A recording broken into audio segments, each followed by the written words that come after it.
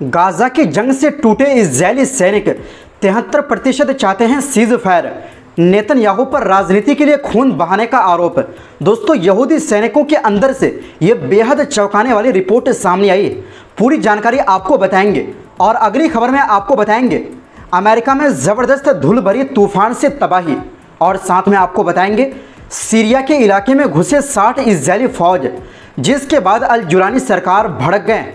और इसी के साथ ऑस्ट्रेलिया और इजरायल के बीच हो रहा था पंगा, लेकिन इसी बीच ऑस्ट्रेलिया ने ईरान से छेड़ दिया युद्ध। इनके अलावा ट्रंप ने चीन को बर्बाद करने की धमकी दी।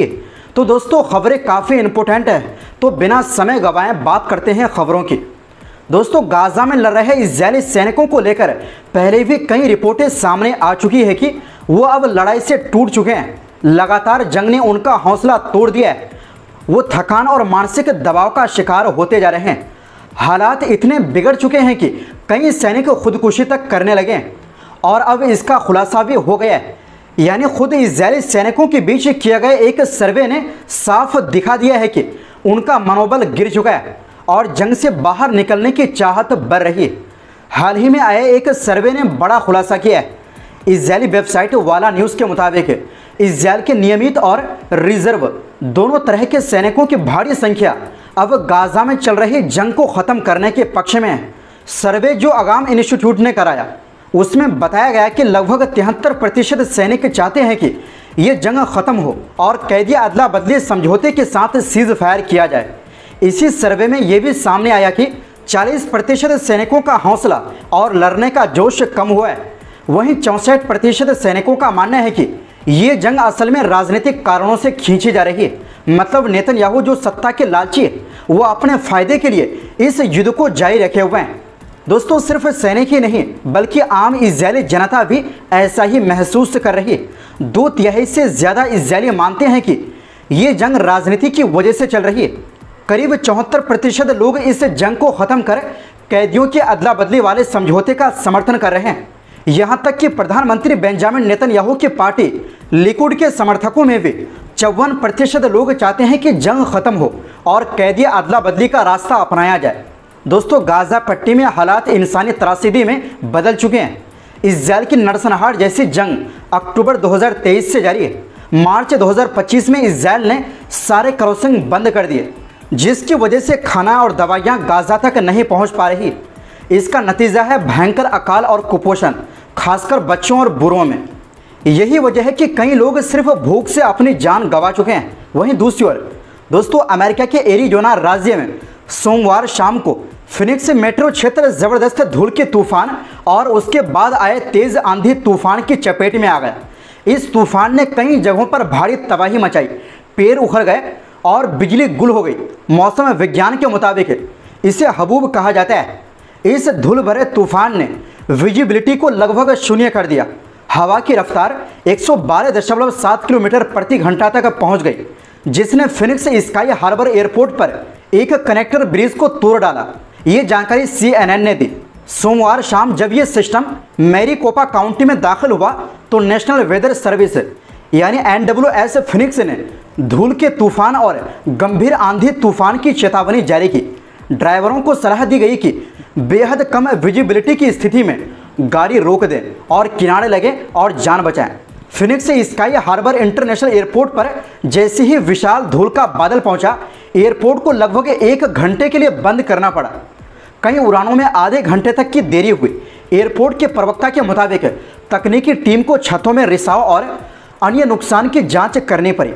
वहीं दूसरी ओर दोस्तों, सीरिया ने सोमवार को बताया कि इजरायल ने करीब 60 फौजी भेजकर उसकी सरहद के अंदर जबल अल शेख यानी माउंट हरमोन के पास एक इलाके पर कब्जा करने की कोशिश की। सीरिया का कहना है कि ये उसकी ज़मीन पर सीधा हमला है और पूरे इलाके के अमन चैन के लिए बड़ा खतरा है। सीरियाई विदेश मंत्रालय ने बयान में कहा, यह खतरनाक कदम सीधे तौर पर शांति और सुरक्षा को हिला देता है और ये दिखाता है कि इजरायल हमेशा हमला करने वाली पॉलिसी अपनाता है। दोस्तों, दिलचस्प बात यह है कि ये मामला ऐसे वक्त में हुआ है जब दोनों देश अमेरिका की मदद से बातचीत कर रहे हैं ताकि दक्षिण सीरिया में तनाव कम किया जा सके। दमिश्क को उम्मीद है कि कोई सुरक्षा समझौता बने जिससे आगे चलकर बड़ी राजनीतिक बातचीत का रास्ता खुले। विदेश मंत्रालय ने बताया कि ये घटना एक रणनीतिक पहाड़ी के पास हुई है जो बैत जिन इलाके को देखती है। वहीं वहां के लोगों ने कहा कि इजराइल की फौज ने 6 सीरियाई लोगों को पकड़ लिया है। इजराइल की सेना के प्रवक्ता ने कहा कि उनकी फौज ने दक्षिण सीरिया में सिर्फ एक साधारण गतिविधि की थी। उन्होंने दावा किया कि बैत जिन में कोई ऑपरेशन नहीं हुआ। दोस्तों, ये इलाका लेबनान की सीमा और जबल अल शेख के पास आता है। वहीं इजरायली सेना का दावा है कि उन्होंने किसी को गिरफ्तार नहीं किया, बस एक आदमी को पूछताछ के लिए रोका था क्योंकि कुछ लोग सरहद के पास शकी तरीके से घूम रहे थे और सेना ने उन्हें खतरा माना। इस बीच खबर है कि सीरिया के कुनित्रा ग्रामीण क्षेत्र में एक सीरियाई नागरिक की हत्या इजरायल ने कर दी, जिसके बाद तनाव और बढ़ गया है। इजरायल का कहना है कि सीरिया में उसके कदम सिर्फ सुरक्षा की वजह से उठाए जाते हैं। उसका यह भी कहना है कि वो दक्षिण सीरिया में रहने वाली ड्रूज कम्युनिटी की सुरक्षा का जिम्मा निभा रहा है। दोस्तों, जनवरी में इजरायल के रक्षा मंत्री इजरायल काट्ज ने कहा था कि इजरायली फौज जबल अल शेख की चोटी पर अनिश्चित समय तक मौजूद रहेगी। तब से इजरायल ने वहां एक तरह का सुरक्षा इलाका यानी सिक्योरिटी जोन बना लिया है। अब वो वहां रोजाना गश्त करता है, चेक पॉइंट लगाता है और सीरियाई गांवों में तलाशी व छापेमारी करता रहता है। वहीं दूसरी ओर दोस्तों, ऑस्ट्रेलिया ने ईरान के राजदूत को देश से निकाल दिया है और तेहरान में अपने दूतावास की गतिविधियां भी रोक दी है। ऑस्ट्रेलियाई सरकार का कहना है कि ईरान ने ऑस्ट्रेलिया में यहूदी समुदाय पर हुए कई हमलों की योजना बनाई थी। प्रधानमंत्री एंथनी अल्बानीज ने मंगलवार को कहा कि ऑस्ट्रेलियाई सुरक्षा एजेंसी ASIO को ऐसे पक्के सबूत मिले हैं जिनसे पता चलता है कि ईरानी सरकार ने पिछले साल सिडनी में लुइस कॉन्टिनेंटल किचन और मेलबर्न में अदास इजरायल सिनेगोग पर हुए हमलों को अंजाम दिया। उन्होंने कहा 7 अक्टूबर 2023 के बाद से ऑस्ट्रेलिया की यहूदी कम्युनिटी पर कई नफरत भरे हमले हुए हैं। मैंने साफ कह दिया था कि ऐसे वाक़ये बर्दाश्त नहीं किए जाएंगे और इन्हें ASIO व ऑस्ट्रेलियन फेडरल पुलिस की प्राथमिकता जांच में रखा जाए। अब सबूत मिल चुके हैं कि ईरानी सरकार सीधे तौर पर कम से कम 2 हमलों के पीछे थी और उसने अपनी भूमिका छिपाने की कोशिश भी की। ये पूरी तरह अस्वीकार्य है। अल्बानीज ने कहा कि उनकी सरकार ने ईरानी राजदूत को निष्कासित करने का फैसला लिया है। साथ ही तेहरान में ऑस्ट्रेलिया का दूतावास बंद कर दिया गया है और सभी राजनयिकों को सुरक्षित तीसरे देश में पहुंचा दिया गया है। उन्होंने ये भी ऐलान किया कि ऑस्ट्रेलिया अब ईरान की रेवोल्यूशनरी गार्ड यानी IRGC को आतंकी संगठन घोषित करेगा। उनके मुताबिक मेरी सरकार का यह कदम साफ संदेश देता है, हम यहूदी विरोधी और हिंसा के खिलाफ खड़े हैं और ईरान जैसे देशों को बता रहे हैं कि उनकी दखल अंदाजी बर्दाश्त नहीं की जाएगी। वैसे ये कदम ऐसे समय में उठाया है जब इस वक्त ऑस्ट्रेलिया और इजरायल के बीच काफ़ी विवाद चल रहा था, क्योंकि ऑस्ट्रेलिया ने फ़िलिस्तीन को मान्यता देने का ऐलान किया था और ऑस्ट्रेलिया के शहरों में लगातार फ़िलिस्तीन के समर्थन में प्रदर्शन भी हो रहे हैं। वैसे आपको क्या लगता है, क्या यह कदम जो ऑस्ट्रेलिया ने उठाया है ये नेतन्याहू की धमकी का नतीजा है? अपनी राय कमेंट बॉक्स में ज़रूर दें। वहीं दूसरी ओर दोस्तों, अमेरिकी राष्ट्रपति डोनाल्ड ट्रंप ने चीन पर 200% टैरिफ लगाने की धमकी दी। ट्रंप ने कहा, अगर चीन ने अमेरिका को पर्याप्त मात्रा में मैग्नेट यानी चंबुक की सप्लाई नहीं की तो उनके आयात पर भारी टैरिफ लगाया जा सकता है। ट्रंप ने ओवल ऑफिस में पत्रकारों से कहा कि वो चीन के साथ बेहतर रिश्ता चाहते हैं, लेकिन व्यापारिक तनाव अभी भी बना हुआ है। उन्होंने कहा कि व्यापार विवाद में वाशिंगटन की स्थिति ज़्यादा मजबूत है।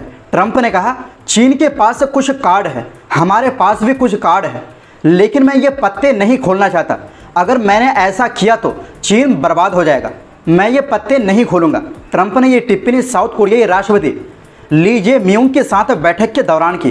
ट्रंप ने आगे कहा कि उन्होंने हाल ही में चीनी राष्ट्रपति शी जिनपिंग से बात की और बीजिंग की यात्रा पर विचार कर रहे हैं। उन्होंने कहा, किसी भी समय शायद इसी साल या उसके तुरंत बाद मैं चीन जा सकता हूं। उन्होंने ये भी बताया कि शी जिनपिंग ने उन्हें न्योता दिया है। दोस्तों, इससे पहले ट्रंप ने 12 अगस्त को 90 दिनों के लिए टैरिफ टाल दिया था। तो दोस्तों, फिलहाल के लिए इस रिपोर्ट में बस इतना ही। आपसे गुजारिश है, हमारी सपोर्ट के लिए चैनल को सब्सक्राइब ज़रूर करें, क्योंकि आपकी सपोर्ट ही हमारी ताकत है। बहुत बहुत शुक्रिया। अल्लाह हाफिज़।